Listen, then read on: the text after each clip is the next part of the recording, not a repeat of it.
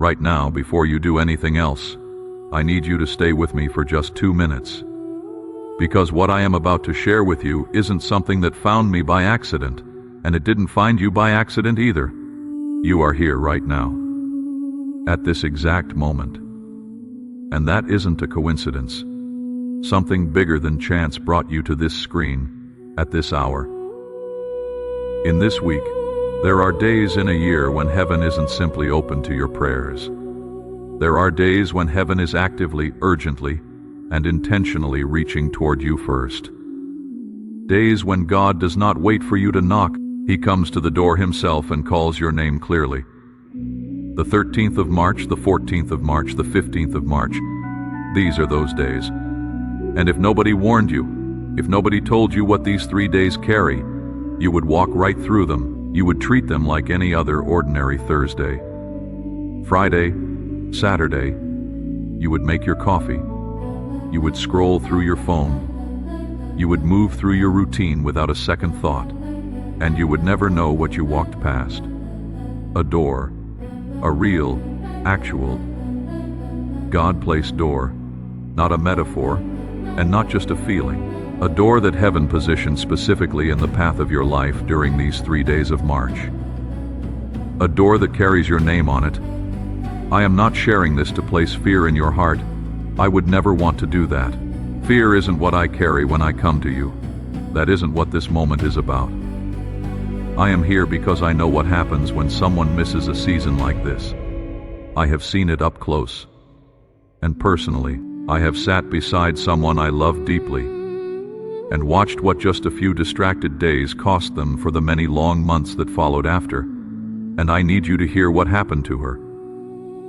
There was a woman. Her name doesn't matter, but her story will stay with you long after this video ends. In March of last year, during these exact days, her life was standing at the most important crossroads it had ever faced. She had 2 full years of a broken marriage behind her. 2 years of tears and silence and sleeping on opposite sides of the same cold bed. She had 18 months of prayer poured into a career dream that hadn't yet moved a single inch. She had been faithful. She had shown up. She had done everything she knew how to do before God. And right there, in those 3 days, God was ready to move on her behalf. But she was tired. She told herself, God understands. He knows my heart. He sees my exhaustion. He will wait for me until I feel ready. She let those days pass. She chose rest over response. She chose comfort over consecration, not out of rebellion, out of pure weariness. And God saw her weariness. He understood it completely. He never stopped loving her through it. But the door didn't wait. By June of that same year, her husband had signed the divorce papers. By August, she had lost the position she had worked 5 years to build. And when she finally got back on her knees and cried out to God, asking Him why, the answer that rose in her spirit was not anger. It wasn't punishment. It wasn't rejection. It was something far more heartbreaking than any of those things. She heard in her spirit, not a shout, not a verdict, but something like the voice of a father standing quietly at a door he had left wide open. Something that said, gently and without blame, I was there. I had already moved. The door was standing open for you, but you did not come. She told me later through tears, I didn't know those days were that sacred. I thought He would wait for me. I didn't understand what I was walking past, chosen ones. That is exactly why I am talking to you right now. Not to remind you of what you could lose, but to make absolutely certain you don't miss what is already prepared and waiting for you on the other side of these 3 days. The Word says in Revelation 3, verse 8, I have placed before you an open door that no one can shut. An open door already placed, already yours, but a door still requires a step of faith to walk through it. The 13th of March, the 14th of March, the 15th of March. These aren't ordinary squares on a calendar. These aren't random days that happen to fall in the middle of a busy month. These are spiritual thresholds. These are gates that God deliberately positioned with intention and with divine purpose. And he sent this message to reach you before these days begin, so that when they arrive, you will already be standing in the right posture before him. You haven't missed it. Not yet. But the hour is now here, and heaven is watching. In Isaiah 43 verse 19, God speaks these words. See, I am doing a new thing. Now it springs up. Do you not perceive it? Do you perceive it? Because he is moving right now in this month, in this week, in these specific, heaven-marked days of March. The question isn't whether God is moving. The question is this: will you be present when he does? Stay right here with me, chosen ones. Now I want to show you something that most people have never been told. Something that will change the way you see March, and something that will explain, clearly and specifically, why these 3 particular days carry a weight that no other days in this year carry. It starts with a question: why March? Most of us grew up thinking that a new year begins on the 1st of January. We set goals in January. We make resolutions in January. We treat January as the official starting line. But there is a calendar that existed long before any calendar we use today. And in that ancient Hebrew calendar, the very first month of the sacred year did not fall in January. It fell in March. This month was called Nisan, and God himself designated it as the beginning. He said to Moses in Exodus 12 verse 2, "This month is to be for you the first month of your year." Think about what that means. God was not counting years the way we count them. He was counting from a different starting point, and that starting point was March. This was the month God chose to move in the most dramatic way his people had ever seen. It was March when he sent the final plague that broke the power of the strongest nation on earth. It was March when he led an entire people out of 400 years of slavery. It was March when he divided the Red Sea and made a road through impossible circumstances. March is the month of the Passover. March is the month of freedom. March is the month when God has historically overturned what looked permanent and what looked like it could never change. And chosen one, if your enemy knows anything, he knows this. He knows what March carries. He knows the spiritual weight of this season. He knows that something in the atmosphere shifts during this month in a way that opens real windows of breakthrough for people who are awake and present to it. That is exactly why he works so hard to distract you in March. Because a distracted person cannot step through a door they don't know is open. Now, why 3 days specifically? You might wonder why 3 days and not 1, not 7, not 30. Because in the language of heaven, 3 days is the number of transformation. It appears again and again throughout Scripture, always surrounding moments when something that seemed finished was about to become new. Jonah was in the belly of the fish for 3 days before he was released into his purpose. 3 days in the darkest, most impossible place, and then a complete reversal. Jesus was in the tomb for 3 days before the resurrection. 3 days when every disciple thought it was over. 3 days when hope seemed buried, and then everything changed. In Esther chapter 4 verse 16, before Esther stepped into the most dangerous moment of her life, before she walked into the presence of a king who could have had her killed, she called her people to fast and pray for 3 days. Not 1 day. 3 days. And what followed was a complete reversal of a death sentence over an entire nation. 3 days isn't waiting. 3 days is preparation. 3 days is the window heaven uses to set conditions for what should be impossible to become possible. God is giving you 3 days. The 13th of March, 14th, and 15th. And he isn't doing that randomly. Now let me show you what is actually happening in the spiritual realm during these specific days. Because there is something taking place right now that your natural eyes cannot see, but that your spirit can absolutely sense. The prayers you have been praying for months are not hovering somewhere in the air unanswered. They are standing at a threshold.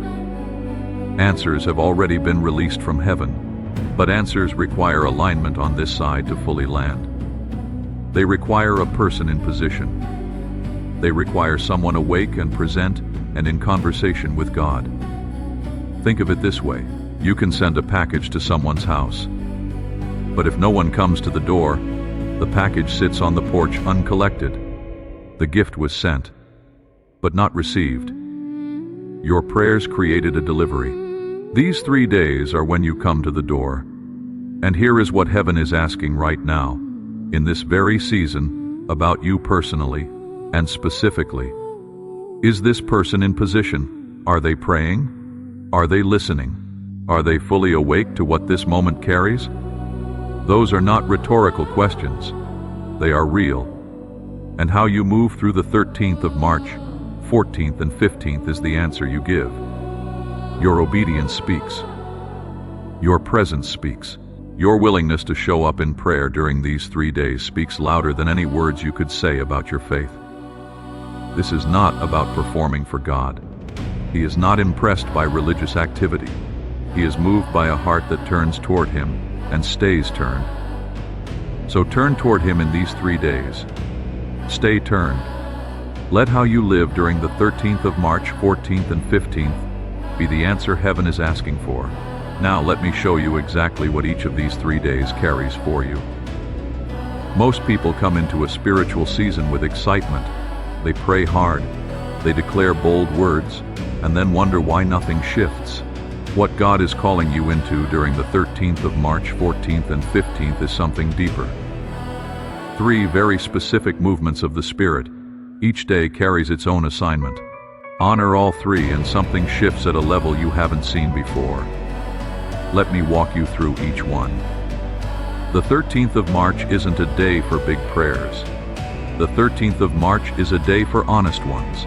There are things you have been carrying for a very long time. Not because you enjoy the weight, but because no one ever showed you how to put them down. Maybe it is a wound from someone who should have protected you. Maybe it is unforgiveness that has become part of how you see the world. Maybe it is a habit you are ashamed of, something you have never spoken out loud. Maybe it is a fear that has been quietly making decisions for you, telling you that you aren't enough, that it is too late. Chosen ones, the 13th of March is the day all of that ends. Not because you finally become strong enough to carry it better, but because God is asking you to stop carrying it at all. Here is what I need you to do on the 13th of March. Find a quiet moment, speak the name of the thing that has held you. Look at it directly instead of looking away. Say to God, "This is what has been sitting on my chest. This is the name of the person I have not been able to forgive. This is the fear I have been running from. This is the part of myself I have been too ashamed to bring to you." And here is what God will not do when you say those words. He will not flinch. He will not look away, He will say, quietly, "I know. I have known all along. I have been waiting for you to bring it to me so we can set it down together." The Word says in John 8 verse 36, "If the Son sets you free, you will be free indeed." Not partially free, not free with conditions attached. Free indeed, completely free. The Son sets you free. Freedom isn't something you earn through effort. It is something you receive through surrender. You bring what has held you to the one who is greater, and let Him remove what you could never remove on your own. The 13th of March is your day of surrender, and surrender to God isn't weakness. It is the bravest thing a human heart can do. Now, the 14th of March.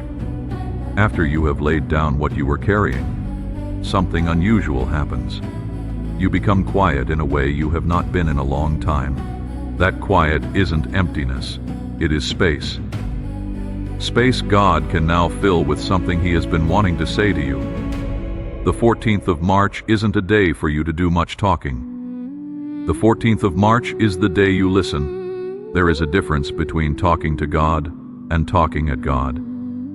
Most of us spend prayer time talking at Him, presenting our list, explaining our situation, closing with amen and walking away wondering why prayer feels one-sided. On the 14th of March, try something different. Find your quiet place. Sit down, and instead of your list, ask God just one question. Ask Him, What do you want me to see right now that I have not been able to see on my own? Then stop talking. Don't fill the silence. Sit in it. God speaks in that silence far more than he speaks in the noise of our rushing. He might speak through a clear thought. He might speak through a Bible verse that suddenly feels alive. He might speak through peace settling over a decision you have wrestled with for months. However he speaks, you will know it. His voice always brings peace, never confusion. Jeremiah 33, verse 3 says, "Call to me and I will answer you and tell you great and unsearchable things you don't know, things you couldn't find alone. But they are yours on the 14th of March, if you ask and stay still enough to receive." Now comes the 15th of March. Day 1 cleared the ground. Day 2 filled it with clarity. The 15th of March is the day you take what you received and speak it forward into your life. This isn't the day to be quiet. This is the day to open your mouth. On the 15th of March, stand up, literally stand. Let your body take the posture of what your spirit is ready to declare. Proverbs 18 verse 21 says, "The tongue has the power of life and death." Your words aren't neutral. When you speak aligned with what God has already spoken over you, things shift in places you cannot yet see. Speak healing. Speak clarity. Speak restoration over your family. Speak open doors over what has felt closed, not as a desperate plea, but as someone who has spent 2 days in God's presence and is speaking from the overflow of that encounter. This is your 3-day rhythm. Day 1, you release. Day 2, you receive. Day 3, you declare. Walk all 3 with intention. You will not enter the rest of this month the same way you entered it. Something will be settled in you, something steady, something no circumstance can shake. Stay right here with me. Before I show you what is waiting on the other side of these 3 days, I need to stop and warn you. Between where you are and where God is calling you, there are 3 traps. Specific traps the enemy has laid along the path of the 13th of March, 14th, and 15th. Not the ones most people expect. These are quieter, subtler, more personal. The enemy isn't going to show up with obvious distractions. He is going to use something much harder to resist. He is going to use your own voice against you. Trap number 1. The trap that whispers. You aren't worthy enough to be heard. This is the most dangerous of the 3. Not because it is loud, but because it sounds so much like truth. Here is how it works. You sit down to pray on the 13th of March. You begin to open your heart, and just before you do, a thought arrives. Quiet, familiar. Why would God want to hear from you right now? You know what you have been doing. You know how many times you have been here before and walked away unchanged. There are people with real faith, real devotion. God is attending to them. He has more important things than what you are bringing. And if you believe that voice, you will close your heart before the conversation even begins. Not because you are too busy, not because you don't care, but because something in you quietly decided it wasn't worth trying. Chosen one, hear me carefully. That voice isn't wisdom. That voice is a weapon aimed directly at keeping you out of the most powerful days you have been offered this year. God does not require you to be cleaned up before you come to Him. He does not need your record spotless or your faith at full strength. He asks for honest access to your heart. That is all. That has always been all. Romans 5 verse 8 says, "But God demonstrates His own love for us in this. While we were still sinners, Christ died for us. Not after we improved, while we were still in the middle of the mess." That is the God you are coming to on the 13th of March. Not a God who is keeping score. A God who has already made a way. You don't need to be worthy. You only need to be present. Come as you are. Come with the doubt still in you. Come with the weight still on you. Come with the mistakes still fresh. Just come. The door is open for you, not for a better version for you. Right now. Trap number 2. The trap that says, "I have already prayed and nothing changed." This one doesn't hit you at the start. It hits you in the middle. When day one has faded, and day two feels quieter than expected, the enemy will bring evidence, every prayer that seemed unanswered, every door that never opened. Let me tell you one story. He had been praying for his son for 5 years, deep addiction. This father prayed, fasted, wept on his kitchen floor when no one could see. 5 years, nothing visibly changed. Then in March of last year, he almost stopped. He came before God one more time and said honestly, "I don't understand. I have done everything I know to do. I am running out of reasons to keep going." In the silence after that prayer, he didn't hear a voice. He felt something rise slowly in his spirit. Something that said, "I heard every prayer. I kept every tear. Don't stop. You are closer than you know." 6 weeks later, his son called him at 2 a.m. "Dad, I need help." 5 years of faithful prayer. And the breakthrough came 6 weeks after the moment this father almost gave up. Chosen ones. Don't stop before the dawn. Psalm 30, verse 5 says, "Weeping may stay for the night, but rejoicing comes in the morning." The night isn't the end of the story. It is only the last chapter before the morning. And you don't know how close the morning is. Keep praying. Keep showing up. The answer you have been carrying isn't lost. It is moving toward you right now. Trap number 3. The trap of coming to God with your plans already made. The person who prays says, "God, here is my situation. I trust you with it." The person who negotiates says, "God, here is my plan. I just need you to confirm it and make it happen the way I already decided." During these 3 days, the enemy will tempt you to come with closed fists. Your plan gripped tight, your outcome already decided, and you wonder why prayer feels unheard. God does not stamp approval on what we have decided. He invites us into what He has already prepared. Open hands receive. Closed fists only hold what is already there.